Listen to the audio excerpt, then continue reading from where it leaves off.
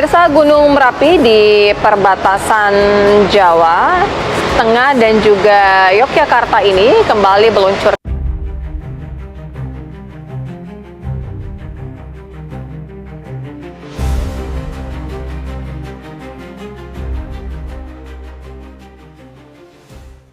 Perkenalkan, saya Murdianingsih dengan NIM 101223072. Di sini saya akan menjelaskan mengenai pendahuluan. Yang pertama yaitu, Indonesia merupakan salah satu negara dengan tingkat kerawanan bencana geologi yang tinggi di dunia, terutama bencana geologi gunung api. Hal ini disebabkan oleh posisi geografis Indonesia yang terletak di antara tiga pertemuan lempeng tektonik aktif, yaitu lempeng Indo-Australia, lempeng Eurasia, dan lempeng Pasifik. Kondisi ini membentuk rangkaian gunung aktif yang tersebar di ujung barat sampai ujung timur Nusantara, menjadikan Indonesia sebagai bagian dari cincin api Pasifik atau yang biasa disebut Ring of Fire. Dari lebih 130 gunung api aktif di dunia, sekitar 13% berada pada Indonesia yang tersebar diantaranya berdekatan dengan pemukiman warga. Letusan gunung api dapat memberikan dampak yang luas dan kompleks, baik secara langsung maupun tidak langsung. Erupsi gunung api bisa menimbulkan dampak yang sangat luas, baik bagi lingkungan, kesehatan, hingga kehidupan sosial dan ekonomi masyarakat. Pertama, dari segi lingkungan, letusan bisa menghancurkan vegetasi akibat lava dan awan panas, sementara abu vulkanik menutupi tanah, mencemari air, dan mengganggu kesuburan tanah. Dari sisi atmosfer, letusan besar melepaskan gas seperti SO2 dan CO2 ke udara, membentuk hujan asam dan mengganggu iklim lokal. Abu halus juga bisa menyebar jauh dan mengurangi sinar matahari. Dari kesehatan masyarakat pun ikut terdampak. Abu vulkanik yang terhirup bisa menyebabkan ispa, batuk, sesak napas, dan iritasi pada mata dan kulit, terutama bagi kelompok rentan seperti anak-anak dan lansia. Dari sisi sosial, ribuan orang terpaksa mengungsi saat erupsi besar terjadi. Ini mengganggu kehidupan sehari-hari dan menimbulkan trauma psikologis jangka panjang. Erupsi juga menyebabkan kerusakan infrastruktur dan ekonomi, jalan, jembatan, sekolah, rumah, hingga lahan pertanian bisa rusak parah. Aktivitas ekonomi terganggu dan pemulihan butuh waktu lama. Bahkan setelah letusan berhenti, masih ada ancaman lahar dingin. Material vulkanik terbawa air hujan dan mengalir deras, merusak wilayah hilir berbulan-bulan kemudian. Tapi tak semua dampaknya negatif. Dalam jangka panjang, tanah di sekitar gunung api justru menjadi sangat subur karena kandungan unsur hara dari abu vulkanik. Selain itu, wilayah bekas letusan bisa dijadikan lokasi edukasi dan geowisata, seperti di Merapi dan Bromo. Ini bisa membantu pemulihan ekonomi dan memperkuat kesadaran masyarakat terhadap bencana. Perkenalkan, nama saya Indriana Dewa Bachdar dengan NIM 026. Di sini saya akan menjelaskan mengenai erupsi gunung api yang dimana Indonesia merupakan negeri cincin api yang dikelilingi oleh ratusan gunung berapi dengan keindahan dan juga berbahaya yang berjalan beriringan. Nah, letusan gunung berapi itu sendiri bisa datang tiba-tiba dengan ditandai dengan awan panas, lava pijar, hujan abu yang dimana semua itu dapat mengancam nyawa manusia maupun lingkungan sekitar. Nah, berikut adalah contoh erupsi gunung api dan juga evakuasi warga ke posko pengungsian.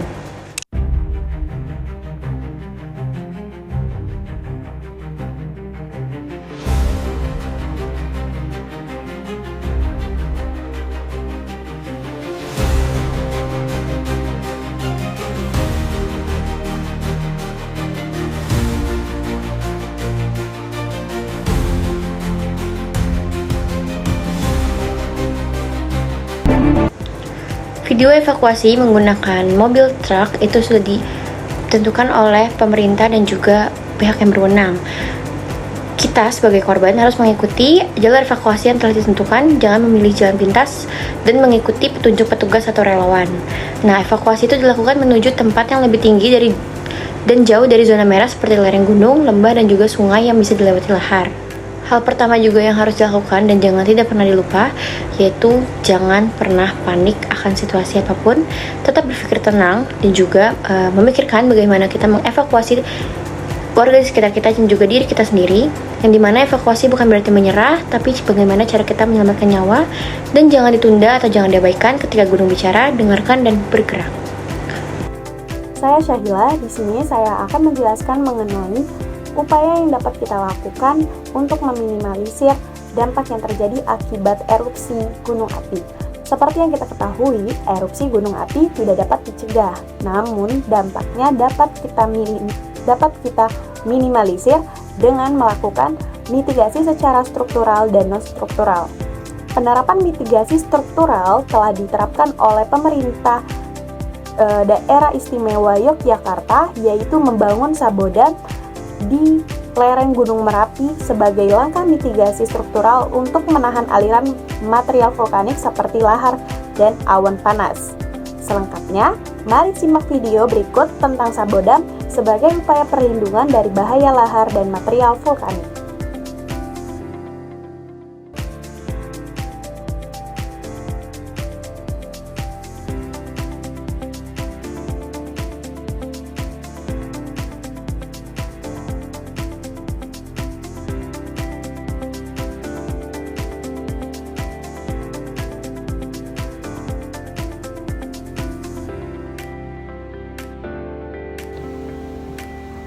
Nah teman-teman, tentu saja upaya mitigasi struktural tadi belum cukup nih.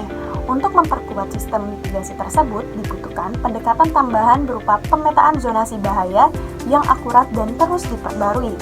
Disinilah peran penting kami sebagai calon geologis masa depan, yaitu ilmu kegeologian yang dibutuhkan untuk membaca dinamika gunung api, memahami sebaran material, serta merancang strategi penanggulangan yang lebih adaptif dan berbasis data. Melalui sinergi ini, antara infrastruktur fisik dan pemahaman geosains, kita bisa membangun ketangguhan masyarakat di wilayah rawan erupsi secara lebih menyeluruh dan berkelanjutan. Baik, di sini saya akan menjelaskan kesimpulannya. Jadi, Indonesia berada di kawasan cincin api Pasifik, salah satu wilayah paling rawan bencana letusan gunung api di dunia. Ini karena interaksi 3 lempeng tektonik utama dunia yang membentuk ratusan gunung api aktif. Banyak di antaranya sangat dekat dengan pemukiman penduduk. Erupsi gunung api bisa menimbulkan dampak yang sangat luas, mulai dari kerusakan lingkungan, polusi udara, gangguan kesehatan, dan kerugian ekonomi, hingga ancaman lanjutan seperti lahar dingin. Tapi di sisi lain, letusan juga bisa membawa manfaat jangka panjang, seperti menyuburkan tanah dan membuka potensi wisata edukatif. Untuk mengurangi risiko bencana ini, kita butuh strategi mitigasi yang menyeluruh dan terintegrasi. Mitigasi struktural dilakukan lewat pembangunan fisik seperti sabodam, tanggul, shelter, dan jalur evakuasi.